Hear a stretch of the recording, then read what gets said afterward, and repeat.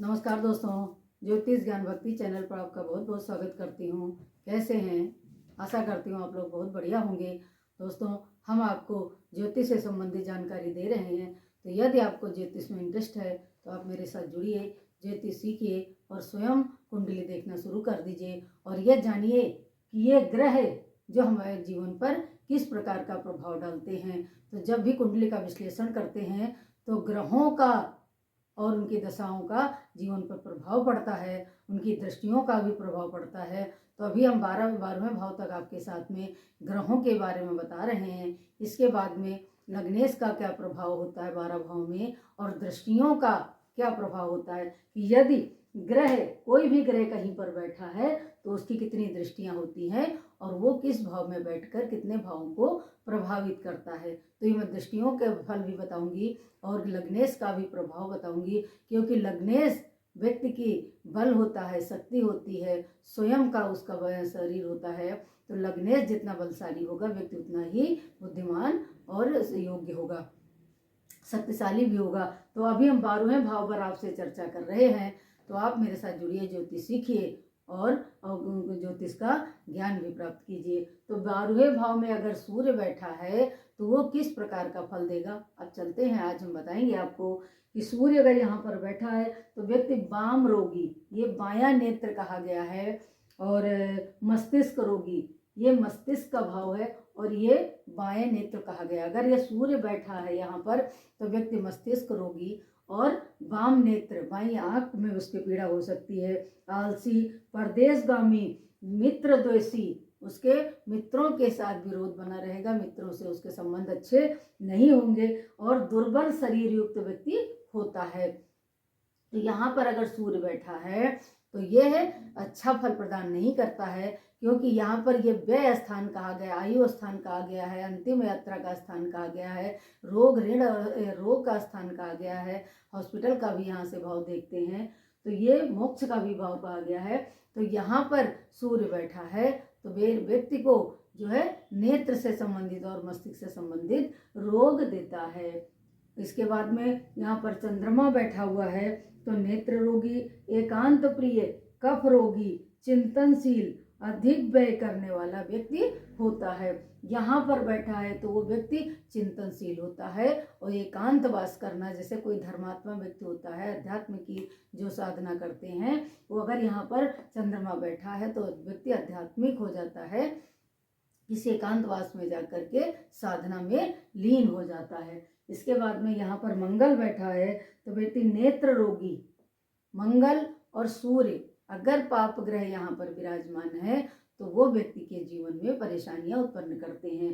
तो मंगल भी बैठा है तो व्यक्ति नेत्र रोगी होगा, उग्र होगा, ऋणी होगा, वो मतलब किसी न किसी रूप में अपने कर्ज में इतना डूबा हुआ होगा कि उसको इतना अधिक धन ले लेगा कि उसको चुकाना मुश्किल हो जाता है। तो यहाँ पर अगर मंगल बैठा हुआ तो व्यक्ति को ऋणी बनाता है, वो जीवन भर कर्जा लेकर अपने ऐसो आराम करता रहता है, लेकिन उसके लिए उसको चुकाना बहुत कठिन हो जाता है। तो यहाँ पर मंगल शुभ फल नहीं प्रदान करता है, व्यक्ति व्ययशील होता है, झगड़ालू होता है, नीच प्रवृत्ति का व्यक्ति होता है। मंगल यहाँ पर बैठा हुआ है तो व्यक्ति नीच प्रवृत्ति का होता है। बुध अगर यहाँ पर है तो व्यक्ति बुद्धिमान, विद्वान, शास्त्रज्ञ, वकील और धर्मात्मा व्यक्ति होता है। बुध और गुरु शुक्र जहाँ पर बैठते हैं उस भाव का कुछ न कुछ फल अवश्य देते हैं। तो बुध यहाँ पर बैठा है तो यहाँ से बैठ करके व्यक्ति को वकील बना देता है, शास्त्रज्ञ बना देता है और धर्मात्मा व्यक्ति भी होता है। यहाँ पर अगर गुरु बैठे हुए हैं तो व्यक्ति आलसी, योगाभ्यासी, मतलब दूसरे के ऊपर डिपेंड रहता है, वो स्वयं कार्य कम करता है, दूसरे के द्वारा उपार्जित हुए धन को यूज करता है, खर्च करता है। आलसी, योगाभ्यासी, परोपकारी, उदार, शास्त्रज्ञ, बिना परिश्रम के वो धन कमाने का प्रयास करता है। संपादक, लोभी, अस्थिर चित्त वाला व्यक्ति होता है। तो यहाँ पर कुछ हद तक जो गुरु है वो अच्छा फल नहीं देगा।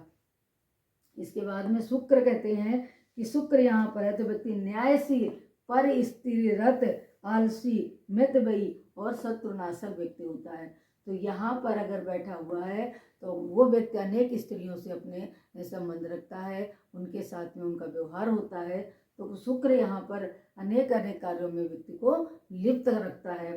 शनि बैठा हुआ है तो व्यक्ति मिर्गी के रोग, उसको कहते हैं उन्माद या मिर्गी के रोग, धन व्यर्थ धन व्यय करने वाला, व्यसनी, कटुभाषी, अविश्वासी और मामा से उसके संबंध अच्छे नहीं रहते हैं। तो ये मितव्ययी होता है, कटुभाषी होता है, व्यसनी होता है व्यक्ति अगर यहाँ पर शनि विराजमान है तो आलसी प्रवृत्ति का व्यक्ति होता है। इसके बाद में अगर राहु यहाँ विराजमान है तो व्यक्ति विवेकहीन, चिंतनशील, सेवक, मंदमती, कामी व्यक्ति होता है। यहाँ पर राहु अच्छा फल नहीं देगा, पर लेकिन अध्यात्म की ओर अंतिम यात्रा उसकी बहुत ही अच्छी होती है, वो अध्यात्म की ओर जाता है।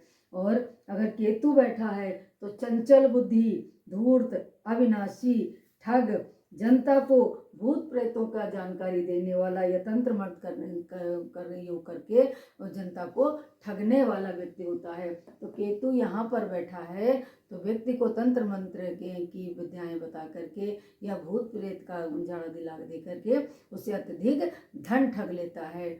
और यहाँ पर बैठा हुआ केतु जनता को भ्रमित करता रहता है। तो यहाँ पर बैठा हुआ केतु अच्छा नहीं फल देता है। तो 12वें भाव में अगर कोई भी ग्रह बैठे हैं तो आप ये समझ लीजिए कि वो अच्छा फल प्रदान नहीं करेंगे, जीवन में समस्याएं देंगे, क्योंकि 12वां भाव मोक्ष का और अंतिम यात्रा का भाव कहा गया है, दुख का भाव कहा गया, रोग का भाव कहा गया है। तो यहाँ पर जो बैठे हुए ग्रह ये जीवन में परेशानी देते हैं, तो अच्छा फल नहीं देते हैं। दोस्तों, हमने ज्योतिष पर और इस कुंडली पर 12 भावों का विश्लेषण किया है। अगर कुछ भी आपको इसमें समझ में आया हो तो कमेंट करके ज़रूर बताइएगा कि हमें क्या समझ में आया और मैंने क्या सीखा है। और आप मेरे साथ जुड़िए और नई नई जानकारी देने के लिए आप मेरे चैनल को सब्सक्राइब कर लीजिए और ज्योतिष सीखिए। और हम आपको बड़ा सरल तरीके से नई नई जानकारियाँ देने का प्रयास करूँगी। इसके लिए आज इतना ही। नमस्कार।